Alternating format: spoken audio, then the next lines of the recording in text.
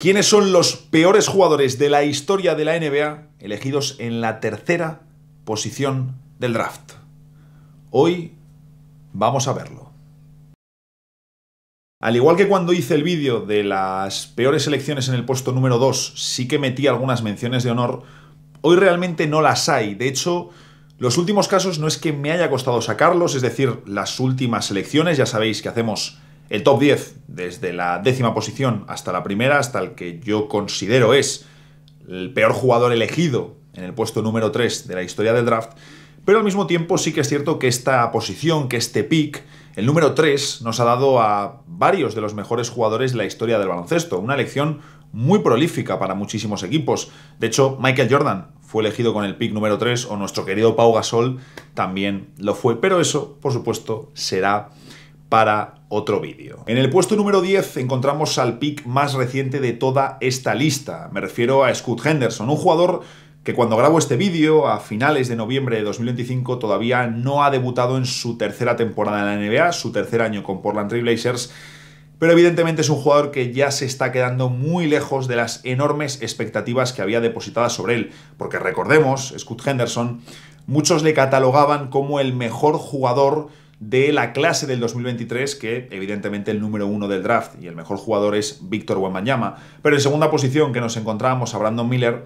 Siento que para Charlotte Hornets pues no tenía sentido elegir al bueno de Scoot Henderson,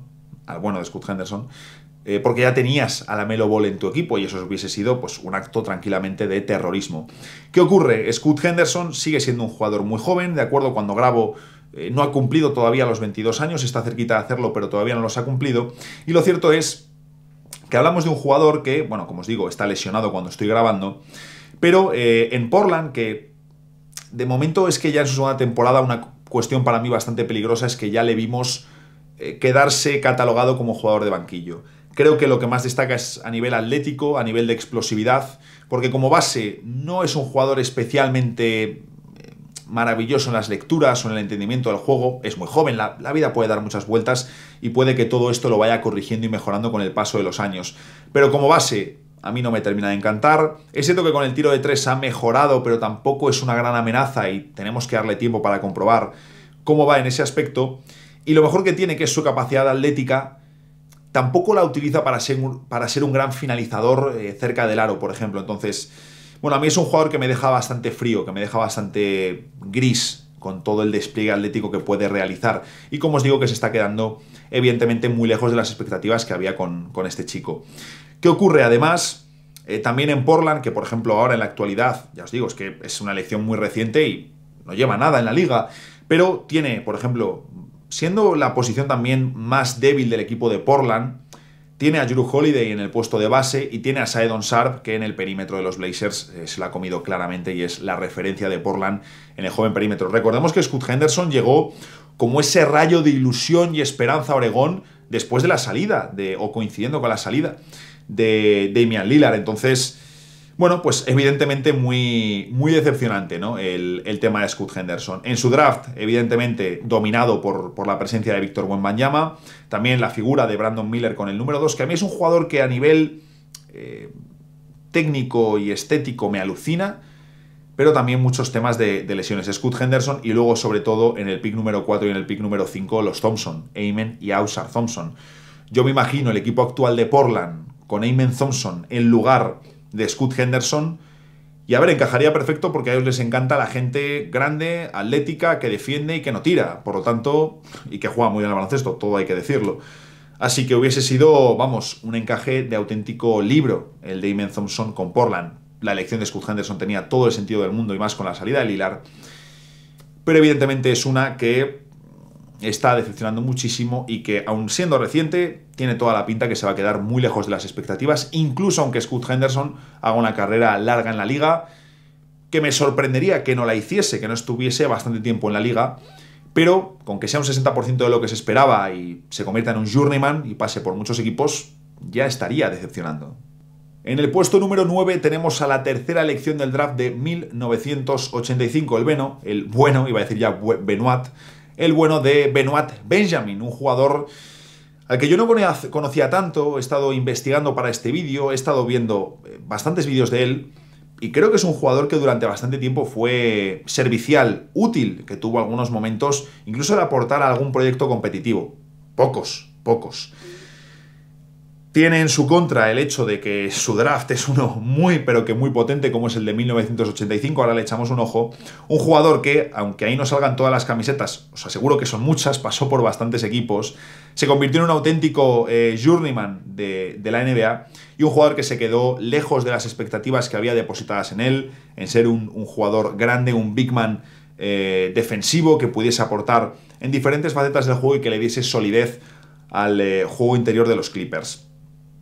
¿Qué ocurre con Benjamin? Por lo que he estado viendo y leyendo, aparte de que luego pega un bajón su carrera y pega un bajón de rendimiento considerable, sí que hablamos de un tipo al que se le acusó durante mucho tiempo de que quizás no era el tío más entregado del mundo y que era un poco vaguete, ¿no? Entonces, muchos años en la liga, como podéis ver, un promedio de más de 27 minutos en su carrera, entonces durante bastante tiempo sí que fue un jugador importante, aunque en los 90 ya fue pegando bajón, sobre todo en la parte final de la década.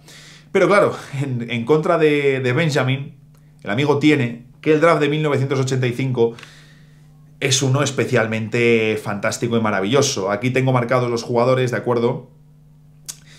Que bueno, como podéis ver es que, claro, si ya nada más después de la elección de Benoit Benjamin sale un jugador All-Star como Xavier McDaniel, en el pick número 7 tenemos a Chris Mullin, en el pick número 8 a Detlef Schrempf, en el 9 a Charles Oakley, en el 13 a Karl Malone, que vale, entiendo que se queda ya más lejos, son 10 posiciones por detrás de lo esperado. Tenemos luego también a Joe Dumars, AC Green y Terry Porter para cerrar la primera ronda. Ostras, y todo ello en una clase capitaneada por Pat Ewing en el número 1 del draft. No creo que sea ni mucho menos el peor jugador de esta lista, de hecho, ya os digo, le tengo en el puesto número 9, pero decepcionó respecto a las expectativas que había depositadas sobre él, sin hacer la peor carrera de todas, aunque quedándose corto, pero es que luego además por detrás pues sale una nómina de jugadores más que interesantes. Y justo porque, claro, tampoco es justo decir, no, claro, es que en el pick número 13 salió Karl Malone. Ya, bueno, pues por el medio hubo bastantes equipos que también le dejaron pasar. Dicho lo cual, hubo unos cuantos equipos que, bueno, pues al menos sacaron un Chris Mullin, un Detlef Schrempf, un Charles Oakley. Pero hubo equipos que la pencaron con elecciones por el medio sin ningún tipo de duda. Y tampoco es justo decir, oye, pues elegiste a Benjamin y dejaste pasar a Karl Malone. Ya, bueno, sí, bastantes equipos también lo hicieron. Pero creo que tiene que estar en esta lista. En octava posición tengo al tercer pick del draft 2011, como es Enes Kanter, o mejor dicho, Enes Freedom. Un tipo que a mí me gustaba verle porque era un jugador ya fuera de época. Vamos a ver ahora en el siguiente caso un jugador que es muy curioso porque les hubiese venido muy bien a Kanter y al siguiente tipo que vamos a ver intercambiar épocas, que es solo una década de diferencia, pero el baloncesto cambió una barbaridad.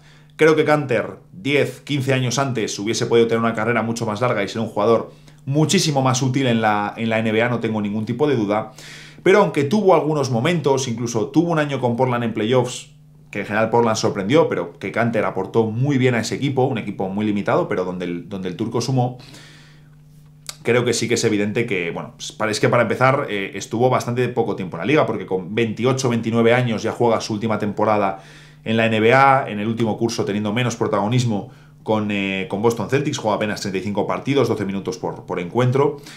Irónicamente viniendo justo de uno de los mejores años de su carrera con Portland, pero lo que ocurre con Kanter es que en ningún momento vimos un jugador que estuviese a la altura de una elección número 3 del draft, esta es la realidad. Por mucho juego al poste que tuviese, por mucho control del rebote, tenía carencias defensivas, no tenía lanzamiento, y esto sabemos que en la NBA en la que Kanter estaba empezando a jugar era un cóctel muy complicado de paliar, debía ser exageradamente bueno en ataque para compensar, y aún así era muy complicado que muchos equipos apostasen por ti. La realidad es que, en el mejor de los escenarios, Kanter era un jugador que, como podemos ver en la parte de reconocimientos, de awards, lo mejor que podía hacer Enes Kanter era pues ser el pívot principal de banquillo de equipos competitivos, pero tampoco del mejor equipo de su conferencia. Eso combinado a que no está nunca a la altura de ser un número 3, que también el inicio de su carrera le cuesta bastante, que bueno, esto creo que tampoco es el factor más diferencial, y que luego sale temprano de la NBA, bueno, creo que también es una elección que se queda lejos. El draft de 2011 sí que es cierto que es uno donde nos encontramos. Aquí arriba siempre te hace un resumen Basketball Reference de los mejores jugadores en Winshares y en All-Stars. ¿Qué ocurre? Sí que es cierto que tenemos una clase donde pues tenemos evidentemente a Kyrie Irving, tenemos a Kawhi Leonard, tenemos a Jimmy Butler, pero claro, la elección de Kawhi cae al pick 16, Kyrie Irving por supuesto como número 1 del draft, Jimmy Butler le tenemos más abajo al final de la primera ronda. Ojo, una clase que tiene bastantes cositas, porque vemos por ahí a Tobias Harris, a Nikola Mirotic, a Kenneth Farid, Tobias Harris, es decir, bueno, a Iman Shumpert, que tuvo bastantes años de ser un jugador muy útil. Es decir, creo que una clase más que respetable de la del 2011, a pesar de que arriba nos encontremos con bastantes casos muy defectuosos. ¿Qué ocurre? Que sí que es cierto que uno piensa en la carrera de Enes Kanter y justo después salieron dos jugadores que creo... Quizás teniendo menos talento, desde luego en el caso de Tristan Thompson, pick número 4 por Cleveland Cavaliers. Luego Jonas Valanciunas, creo que este caso es más discutible. Sí que eran jugadores que encajaban mucho más en la NBA, aunque Valanciunas también 10 años antes creo que le hubiese ido mucho mejor. Pero eran mucho más adaptables a lo que había en la NBA de aquel entonces, que es también hace muy poquito. Es la otra, juraría que es... Ah, bueno, no, tenemos otro más reciente. Estaba pensando... Creo que este caso es el más reciente junto al de Scoot Henderson, pero tenemos otro también más reciente. A ver si podéis ir haciendo las cábalas sin mirarlo abajo en las guías del vídeo, que eso es hacer un poquito... Bueno, un poquito no, eso es hacer trampa. El caso es ese, creo que Kanter nunca estuvo a la altura y luego además salen por detrás dos jugadores que sin llegar a ser talentos mega salvajes y sin ser mucho menos los mejores de su draft, que ahí sí que tenemos que mirar a, fuera de Kyrie Irving, Kemba Walker, Klay Thompson, que salen más por detrás si no eran perfiles interiores, y evidentemente Kawhi Leonard, Nikola Vucevic, pick 16 ya queda demasiado lejos, no tenía sentido, pero Enes Kanter merece estar en esta lista. Vamos ahora con el caso que os decía, que hubiese sido muy interesante ver cómo Kanter y él, en una realidad alternativa, se intercambiaban épocas y se intercambiaban décadas. ¿Por qué me refiero? Al bueno de Raef LaFrentz, pick número 3 del draft de 1998 por Denver Nuggets. Su caso me molesta, me duele porque creo que era un jugador útil, creo que era un jugador diferente en ese momento de la NBA, un nombre muy molón, todo se ha dicho también, y creo que su carrera queda marcada y parte ya de inicio con el hecho de que él, su primera temporada viene del lockout, temporada cortada, y además en cuanto ha jugado apenas 12 partidos, se rompe el cruzado. Entonces creo que es una manera terrible de iniciar tu carrera, y de ahí en adelante... Fue un jugador útil, fue un jugador que aportaba. Ahí vemos que sobre todo, si cogemos la primera parte de su carrera, porque luego es un jugador que volvió a tener problemas de lesiones, pero es que no sé ni hasta dónde coger. Claro, es que es una carrera muy cortita, ese es el problema de LaFrentz y ya en los últimos años menos útiles y también se tiene que retirar pronto. Pero bueno, si cogemos los primeros años de LaFrentz entre el 98 y el 2003, un jugador de más de 12 puntos, de más de 7 rebotes, de más de 2 tapones por partido en 29 minutos y sobre todo lo diferencial que daba este jugador para la época era que podía combinar buenas habilidades defensivas, sin ser el mejor, con un tipo que además te abría la cancha, tiraba y era bueno. Era bueno en una época en la que los interiores no tiraban. No tiraban. Por eso digo que hubiese sido muy interesante también un LaFrentz sano, que pues no sabemos lo que hubiese sido. Ya os digo, creo que este caso y su carrera hay que analizarla desde esa... Empezar en un lockout y empezar con... Juegas 12 partidos, te rompes la rodilla, te partes la rodilla... Bueno, pues esto marca tu carrera, es la realidad. Luego se acorta, problemas de lesiones y demás. Pero era un jugador completamente inusual en una época en la que los interiores no tiraban de 3, no generaban espacio, y él lo hacía. Y hubiese sido muy interesante ver su cambio con Enes Kanter. Luego, además, creo que también en su caso juega un poquito en contra al menos, porque, bueno, en este draft ya hablábamos de la elección de Michael Olowokandi, ¿no? Cuando hicimos el vídeo de los peores números 1 del draft. Mike Bibby como número 2, que bueno, pues también se nos queda bastante justito las cosas como son. LaFrentz en el 3 y claro, te salen del tirón Antoine Jamison y Vince Carter. Luego también sabemos que Dirk Nowitzki y Paul Pierce en los pick 9 y 10. Pero claro, inmediatamente después te salen dos tíos All-Star y con carreras muy exitosas y eso también tiene que pasar. Y os debo reconocer que me duele este caso especialmente. Vamos con uno de los casos más claros como es el de Darius Miles. Ya no sé ni en qué posición estamos. ¿Cuántos jugadores nos quedan? 1, 2, 3, 4, 5, 6. Es la sexta posición de este ranking, el que yo considero la sexta peor elección de toda la historia con el pick 3, como es Darius Miles, el pick número 3, nunca mejor dicho, por Los Ángeles Clippers en el pésimo y, madre mía, horroroso draft del 2000, que no sé si es el peor, pero desde luego sí que es uno de los peores de toda la historia de la liga. Eso es otro vídeo que haremos sin ningún tipo de duda en el canal, revisando los drafts. Un jugador que llegaba directamente desde instituto, de hecho creo que es el primer número 3 del draft salido desde instituto. Claro, es que saliendo desde instituto tenemos casos tan gloriosos y magníficos como Kevin Garnett y otros tan lamentables y terribles como Darius Miles o Wayne Brown. Un tipo que llegó verde, que nunca estuvo a la altura de las expectativas y que cuando parecía que empezaba a hacerse más a la NBA, se revienta la rodilla y sufre lesiones. De hecho, es que lo vemos con los Clippers, el equipo que le elige apenas juega un par de temporadas en la NBA, luego sale de allí y cuando parece que, bueno, que se está haciendo más a la liga, muy lejos de las expectativas que había depositadas sobre este alero atlético versátil y potente que tenía unos problemas de eficiencia y de lanzamiento tremendos. Otro que, pues en la época actual, bueno, es que, claro, le hubiesen entrenado también diferente, es que esto también a veces es injusto. Bueno, a veces no, siempre. Se revienta y, pues bueno, ya luego regresa para despedirse con Memphis en una toma de contacto muy menor y ya siendo un jugador pues que está para pocos trotes. Entonces, bueno, una elección muy clara que tiene que estar aquí porque lo que os digo es que se quedó muy lejos de las expectativas, pero es que si encima nos vamos a su draft, es que en este caso tampoco dices, madre de mi vida, qué maravilla de draft. Ya para empezar, ¿de acuerdo? Ya para empezar, es un draft que tenemos a los jugadores con más win shares, ¿de acuerdo? Y aquí vemos un caso muy claro de ser los que más win shares tienen no siempre significa que hayas sido el mejor jugador de tu clase, porque a lo mejor has tenido un tío que ha sido All-Star, pero que no tiene tantas win shares, ¿de acuerdo? Tenemos a Edu Turkoglu, a Mike Miller y a Jamal Crawford. Edu Turkoglu, Mike Miller y Jamal Crawford. Mal, esto ya empieza a regular. Jamal Magloire, Kenyon Martin y Michael Redd como los únicos All-Stars de la clase. Y claro, es que el draft es para pegarse un tiro en el pie, las cosas como son. Entonces, Mike Miller en el pick 5, Jamal Crawford en el 8, Turkoglu en el 16.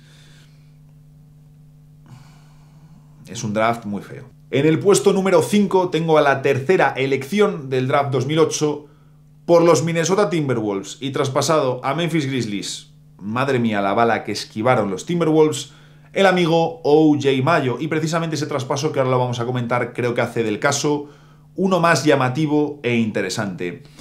Creo que Mayo merece estar en esta quinta elección y no está más arriba, porque los casos que hay después son, para mí ya, inamovibles. Pero con O.J. Mayo hablamos de un jugador que llegaba con enormes expectativas después de un año en la universidad muy potente de más de 20 puntos por partido. Comparaciones enormes. Él mostrando su ego desmedido y lo bocazas que era con todo lo que se vanagloriaba. Y un jugador que tenía esa capacidad anotadora, que tenía ese talento, pero que tenía problemas de consistencia, de actitud, drogas, y que sabemos que luego terminó muy pronto fuera de la NBA.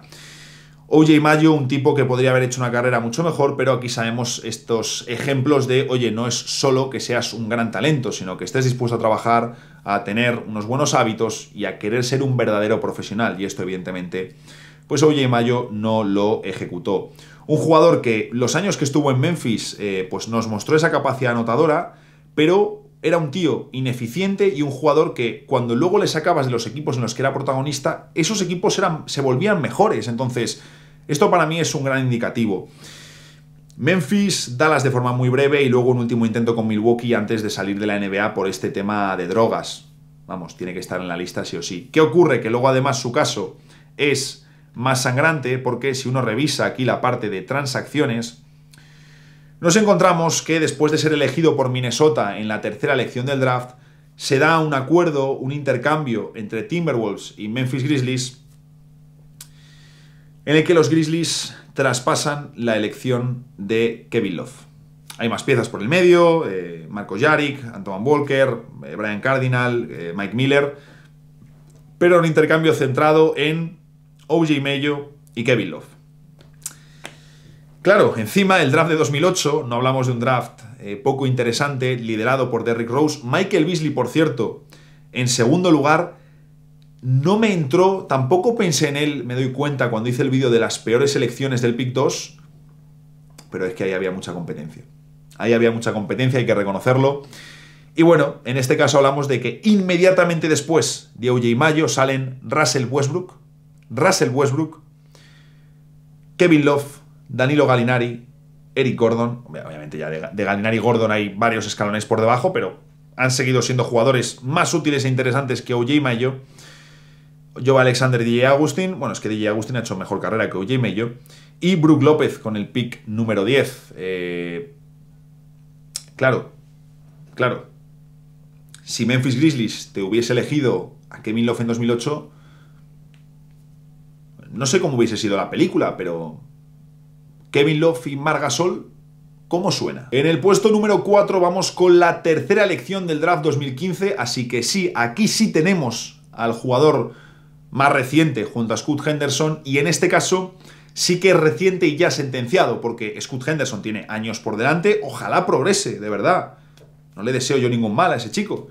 Pero en este caso sí que hablamos de un tío totalmente sentenciado en la NBA, como es Jahlil Okafor, otro jugador al que le hubiese venido fenomenal nacer en otra época completamente diferente.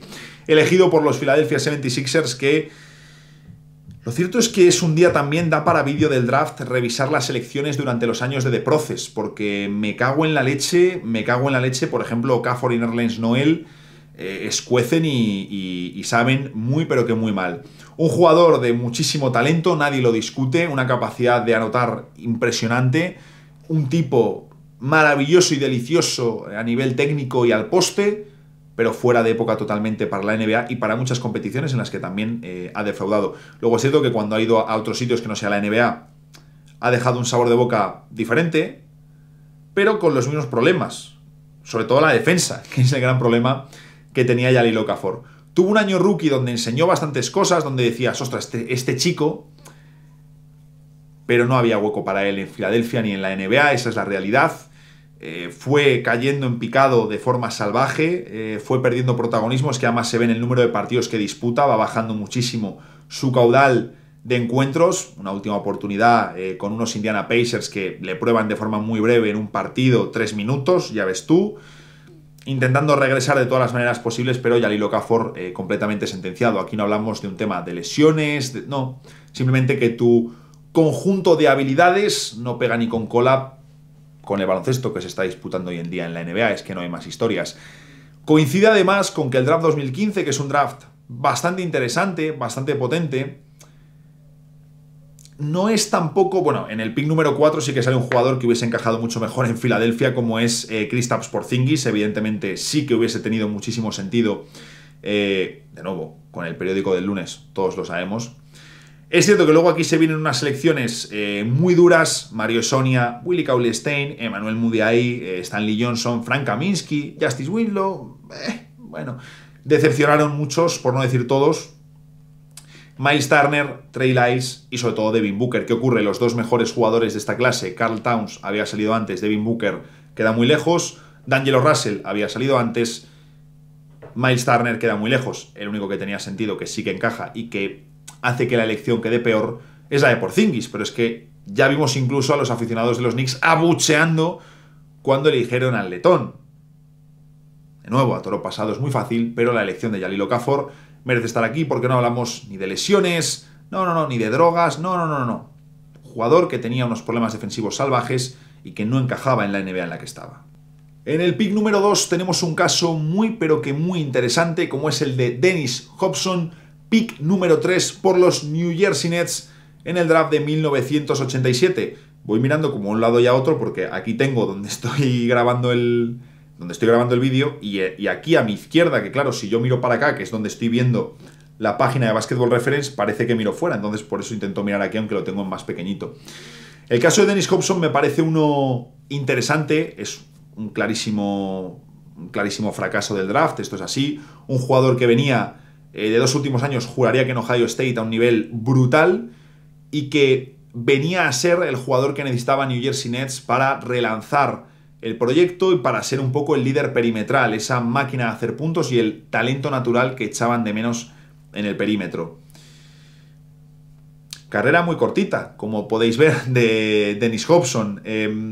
Es un caso curioso el suyo, porque decepciona como rookie, da un pasito adelante en su segundo año y después de su tercer año, que es el mejor, que lidera a los Nets en anotación, ojo, los Nets que eran lo peorcito de la liga y de hecho en el siguiente draft eligen con el número 1 del draft.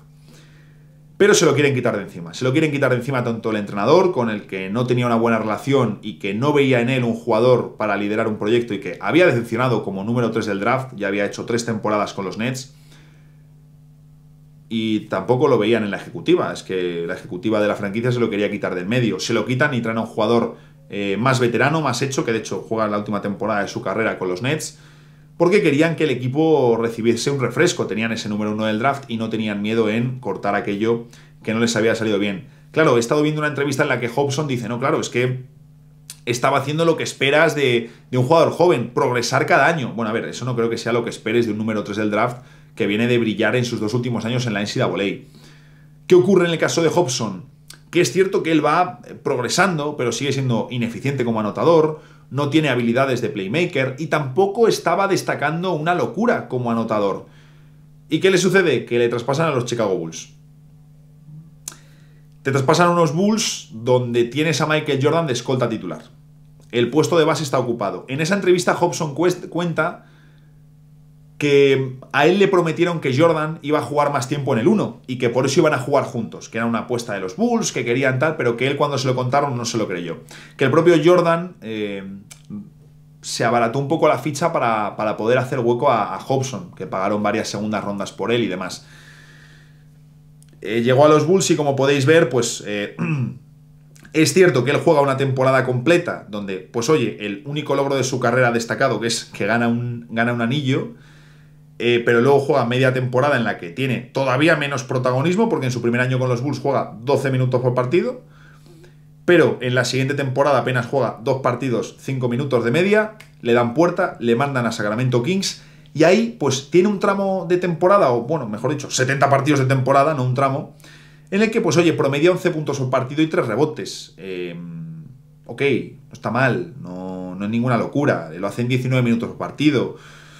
Vale, sí, le ofrecen por lo visto, él cuenta en esa entrevista, no he conseguido verificar si es real o no, que le ofrecen continuar y renovar con los Sacramento Kings, pero que él sigue el consejo de su agente, se marcha a jugar fuera, se marcha a jugar al extranjero, y que ese fue también otro gran error. A mí una parte que me descoloca es, oye, te ofrecen irte a jugar al extranjero, te vas, es cierto que es muy diferente ahora que hacerlo en los años 90, todo se ha dicho, y en ningún momento tienes la oportunidad de regresar, no sé, me huele un poco raro. Obviamente Dennis Hobson no sale diciendo, sí, en la entrevista, no, yo fracasé y fui un número 3. Hay otros tíos que lo hacen. Greg Oden, que tiene menos motivos para decirlo que Hobson porque él no tuvo salud, él sale y dice, yo he sido un fracaso de los más grandes de la historia del draft. Flagelándose en exceso, autocastigándose. Y Dennis Hobson sale y te dice, no, claro, es que me prometieron que iba a jugar con Jordan, que iban a poner a Jordan en el 1. Bueno, me ha llamado la atención. Y luego el suyo, el draft de 1987, que es un draft interesante, liderado por David Robinson en primera posición. Es cierto que, claro, en quinto puesto te sale Scottie Pippen. ¡Ay!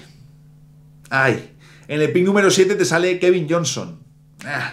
Luego te sale gente como Horace Grant, Reggie Miller en el pick 11, ya se nos queda más lejos, y gente como Mark Jackson o Reggie Lewis, pick 18 y 22. O sea que bueno, había cositas, sobre todo Scottie Pippen en el pick número 5, que les hubiese venido evidentemente mucho mejor. ¿Qué sería de la historia de la NBA? Bueno, es cierto que Seattle, de esto ya lo he hablado en algún podcast, en algún sitio, Seattle elige a Scottie Pippen para traspasarle por el bueno de Olden Polynice. Pero, por ejemplo, ¿qué sería de la historia de la NBA? Ya no si se hubiese quedado en Seattle, que hubiese sido curioso, ¿no? Porque luego Bulls y Sonics se enfrentan en unas finales, sino por el hecho de, oye, ¿y si Pippen hubiese sido elegido por los Nets con el pick número 3? Bueno, pues es que al final el draft nos deja una cantidad de escenarios de ¿y si qué hubiese sucedido? Que son, no sirven de nada, pero son muy interesantes de cara a la imaginación.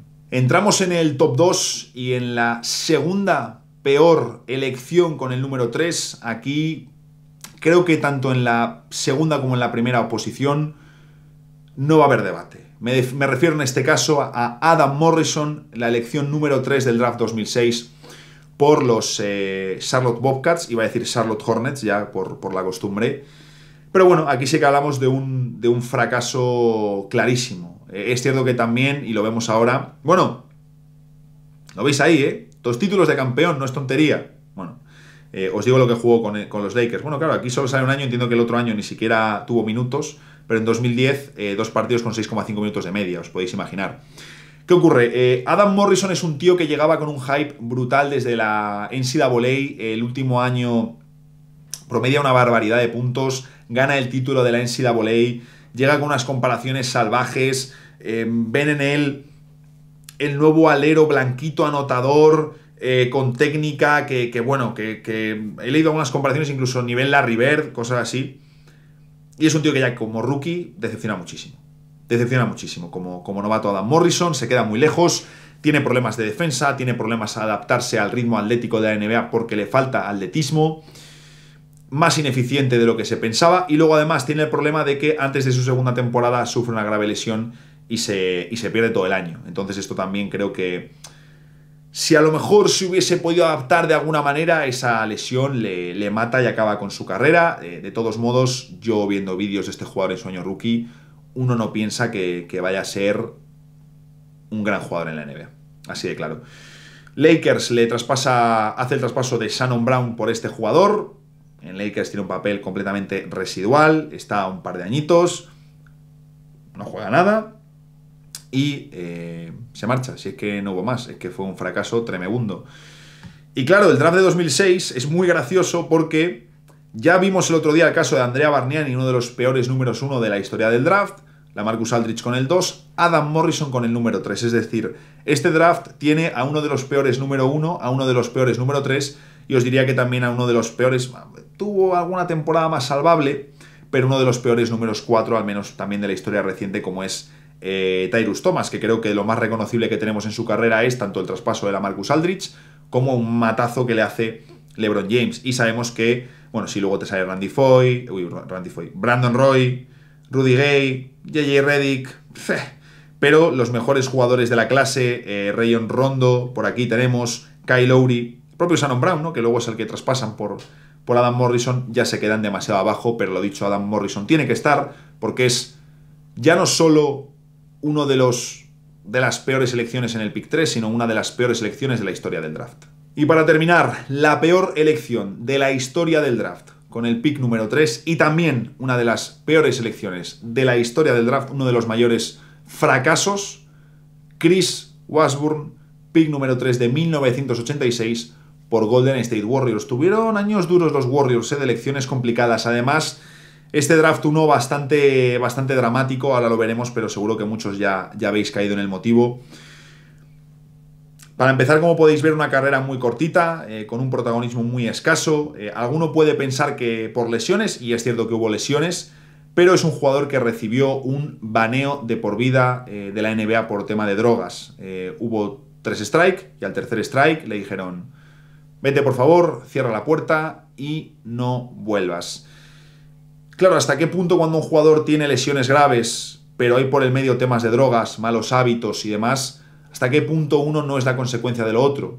Es imposible saberlo, pero lo hablábamos antes, lo decíamos con el caso de O.J. Mayo. Él no tuvo lesiones graves, pero evidentemente no se estaba comportando de la manera que debe comportarse un profesional para alcanzar ya no solo el ideal de su mejor versión, que a lo mejor no lo vas a conseguir, pero sí una carrera prolífica y que puedas triunfar y que puedas tener relativo éxito dentro de una posición en la que ya estás teniendo éxito, que te están eligiendo con un pick muy top del draft. En este caso, evidentemente, el tema de lo de las drogas y que la NBA te banee de por vida, para mí ya es diferencial. Llega con unas expectativas enormes Chris Washburn a la NBA y bueno, ya veis que su primer año apenas juega 35 partidos, 11 minutos, 4 puntos, 3 rebotes por partido. Apenas juega 72 partidos 72 partidos en su carrera en la NBA. Un auténtico drama su elección. Y como os digo, el draft de 1986 repleto de drama porque Es cierto que el pick número 1, Brad Doherty, tuvo años de All-Star más que muy interesantes, una carrera acortada por las lesiones. Número 2 del draft, le envías un jugador que parecía estar destinado a marcar una era, el Michael Jordan de los Boston Celtics, y que bueno, ya sabemos que murió en la misma noche del draft. Pick número 3, Chris Washburn. Es que el top 3 es para echarse a llorar. Brad Doherty, un caso, vamos, de milagro comparado al de los otros dos, ¿no? Pero evidentemente también entiendo yo que, joder, pues estará dolido por haber visto cómo él, siendo All-Star, pues vio su carrera cortada. Y también es llamativo porque es cierto que en primera ronda pues tenemos a jugadores como pues Ron Harper, tenemos a John Salley, que gana 4 anillos con los Pistons, tenemos a Del Curry, es decir, tenemos jugadores exitosos, pero los jugadores de mayor éxito de este draft los encontramos en la segunda ronda. Mark Price, Dennis Rodman, Kevin Duckworth, Jeff Hornacek, es decir, los jugadores de mayor éxito. Pero ya os digo que para mí Chris Washburn junto a Adam Morrison son claramente los 2 peores jugadores jamás elegidos, con el pick 3 de la historia de la NBA y 2 de los más grandes fracasos de la historia del draft. Hasta aquí llega el vídeo de las peores selecciones en el pick 3 y de esta manera también concluimos la primera parte de vídeos sobre temática del draft, que hemos hecho las peores selecciones en el pick número 1, en el pick número 2 y en el pick número 3. Tengo bastantes ideas que desarrollar, os he ido tirando algunas pistas tanto en este vídeo como en los anteriores, como en los directos que realizamos, pero seguiremos teniendo vídeos de draft, que además son ejercicios muy interesantes porque yo mismo voy descubriendo algunas historias, por supuesto, que desconocía. Es imposible conocer toda la historia de la NBA en profundidad. Tenemos muchísimos años, muchísimos protagonistas, villanos, caras A y caras B, muchísimas. Toda historia tiene al menos 2 versiones. Estoy descubriendo cosas que no conocía, recordando otras que había olvidado, y creo que es un ejercicio muy, pero que muy interesante. Así que nada, como siempre, os leo en comentarios, continuamos por ahí el debate, déjame quién crees o qué caso es el que más te llama la atención, también si estás de acuerdo con el orden, y nos vemos en el próximo vídeo.